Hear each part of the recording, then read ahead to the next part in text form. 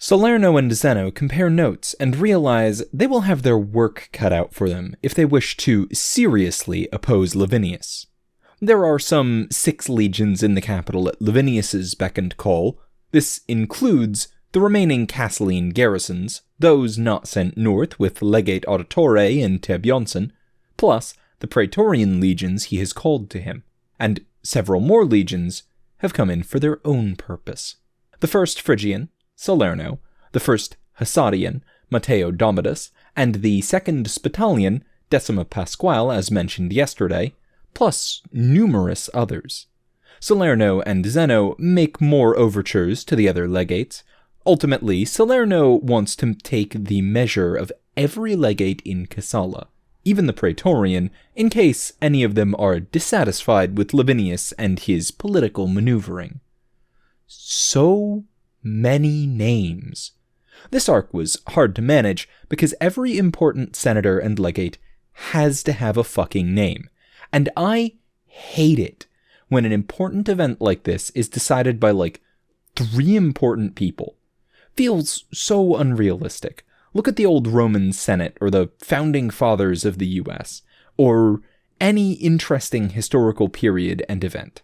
There's lots of people involved. Also, for the record, when I looked over lists of Roman names, Italian names, etc., I absolutely picked ones that sounded weird to me for the fun of it, and any perceived jokes are surely intentional. I'll spare you a few names and gloss over some of these meetings. Suffice to say, several of the legates appear to be solidly in the Lavinius camp, or the Barbieri camp, which is the same thing for functional purposes. 2 notable exceptions to this, however, both within the Castline legions, that is, the garrison legions that are posted to the capital. The first one is the legate of the 3rd legion, Decius Crispus. In private conference, he admits to Salerno that he considers Hadrian Julianus to be a patriot and an honorable man, says he intends to support the senators that oppose Lavinius to the best of his ability. The other is, quite possibly, the most famous active-duty legate in the entire empire. Legate Vitale Octavianus, commander of the 2nd Legion. The 2nd Legion has, for the past 2 decades, typically been sent abroad to support Castline interests in the most hotly contested regions across the empire. Vitale is an older man, a hardened warrior, beloved by his men and the Castline public. He could probably challenge Lavinius for the office of praetor, if he so chose, but he apparently lacks any significant political ambitions. Vitale was abroad when the Sfards landed, settling a border dispute in Al-Hassad. Recently returned, he meets with Salerno and Zeno in his own barracks. He doesn't seem overly impressed with Salerno, tells him he would probably do well in the Senate, and clearly does not mean that as a compliment. Seems a little more comfortable with Zeno and his quiet, no-nonsense professionalism. Ultimately, though, he says Lavinius is a consummate politician, and again, that's not a compliment. But still, he has little interest in opposing Lavinius directly, has no fear of a new imperial era, just expects Lavinius will do a poor job of heading the empire. Salerno tries to get a commitment of support from Vitale.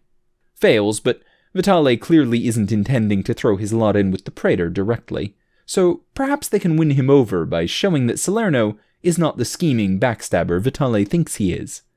Salerno recognizes the challenge they have ahead of them. Lavinius is clearly not above playing dirty. It's time they do the same. He reaches out to one of his legionnaires, a scout in Ciambo's century by the name of Benedetto, a man born and raised on the streets of Cassala before he joined the legion and got shipped out to Phrygia. It's an open secret that Benedetto was a thief and a scoundrel in his youth. Salerno now tasks him with trying to make contact with some of the underworld forces in the capital. He can't be afraid to get his hands dirty. In particular, he wants to make contact with the theater, an enigmatic organization, more myth than reality, said to be the world's greatest problem solvers. Assassins.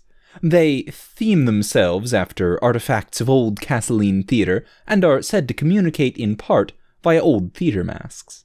He's not sure matters will come to that, but he wants to be prepared. Over the next couple of days, several more senators step down or retire to their private estates, clearly pressured by Quintus Lavinius and his supporters. Antonius Malvoro evades this treatment, and he meets with Salerno in secret. Lavinius is definitely putting the screws to the Senate, trying to force them to confirm him as emperor before the month is out. Malvoro has something for Salerno, of a more personal nature. A letter from another old acquaintance of his, a Castellan of the Tarathi faith by the name of Lucius Cyprianus, currently serving on the Council of Nahash. The letter indicates that the council has become aware of an impending Sephardic invasion, and he entreats Salerno and Kassala to help the church in its hour of need. The tone of the letter is laughably naive.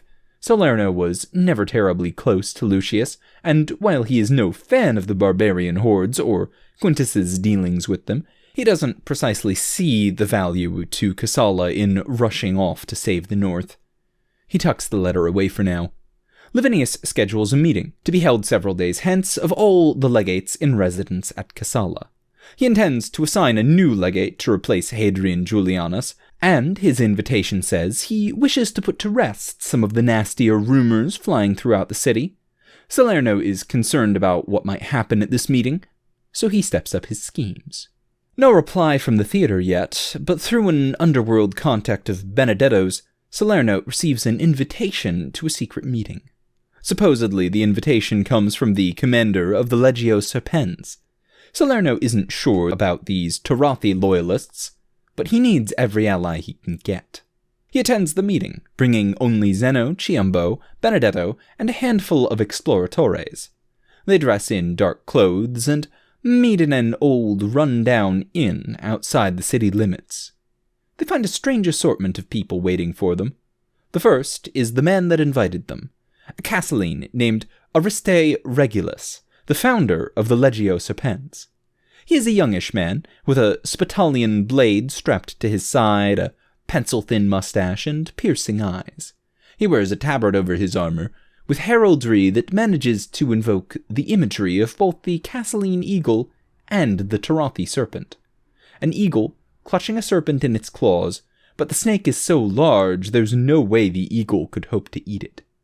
Instead, the snake is twisted up, its body alongside the eagle, each creature looking in opposite directions. The second man in attendance is recognizable despite Salerno having never seen him before.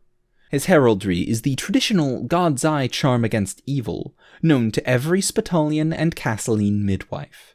He is a broad, tall man with huge shoulders and a long steel sword at his side. Duke Rodrigo Diaz. Sometimes enemy of Kassala, but nevertheless a man of strong conviction, iron courage, and unassailable virtue.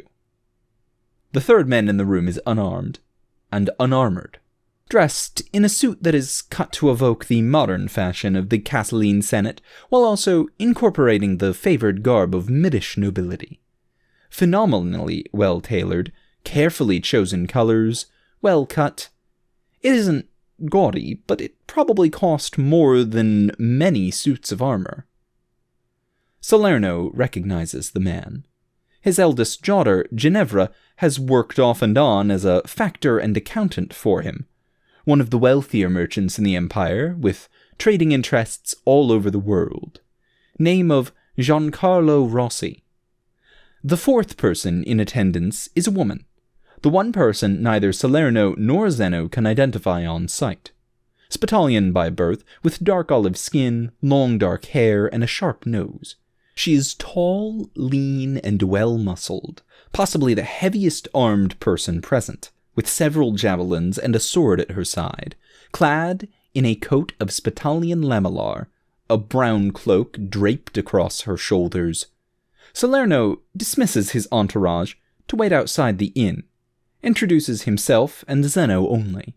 Ariste Regulus introduces himself, thanks Salerno for coming, explains that the purpose of the meeting is twofold. They all wish to help Tarathia and stop the Sephardic hordes, but they also all wish to see Lavinius hung on a cross for his crimes against the empire and the Tarathi church. Salerno and Zeno listen carefully. Ariste and Diaz's role here is obvious. They each command their own respective armies. They can potentially be a thorn in Lavinius's side, especially Ariste, given that his army is made up of Casseline common folk, and they are both doing their part to drum up general discontent among the populace. The reality in modern-day Kassala is that well over half the population follows Toroth, not the old gods, especially in the lower classes. Following the old gods is a conceit of the upper classes, mostly. So, unleashing the barbarian hordes upon the heart of their faith was not exactly a popular move. "I appreciate your position," Salerno says in his clipped, cold tones. "But why have you approached me?" "Because we have spoken with every man and woman in Kassala that has entertained the idea of opposing Lavinius," Ariste says, "and they all named you as the one most likely to give the praetor serious opposition." "I've spent the last 5 years away in Phrygia. There are others. Vitale Octavianus has more support in the legions," Salerno says. "False modesty is a sin, Artaxes," says Duke Dios. "You are a politician. Legate Vitale is not. Rossi, you say it better than I." Giancarlo nods. "See, this is really quite simple, Salerno." Salerno narrows his eyes at the overly familiar name. Giancarlo's eyes twinkle with mischief. "You are an astute politician and strategist that has managed to maintain a reputation for conviction and honor. These two things are contradictory, see?" says the merchant. "They should not be," Salerno says. "But to most they are," Giancarlo continues. "It gives you a position of strength over duplicitous creatures such as Lavinius or Barbieri. You could get a great deal of support from the people, especially if Ariste lends some assistance." Salerno chews on this for a moment. "What do you get out of it?" Zeno says. "Lavinius's downfall," Ariste says. "We share common goals." Zeno shakes his head. "No, there is more. Honesty is a virtue, you say. Show it. Your other goal. Tarathia. You want us to support it, see?" The woman speaks up for the first time. "See," she agrees. "We want you to join us with as many legions as you can. We will need them all to stop Terbjornsson and his army." "A barbarian horde." Salerno doesn't bother to hide the dismissive tone. She shakes her head. "An army unlike the world has seen before, Legate.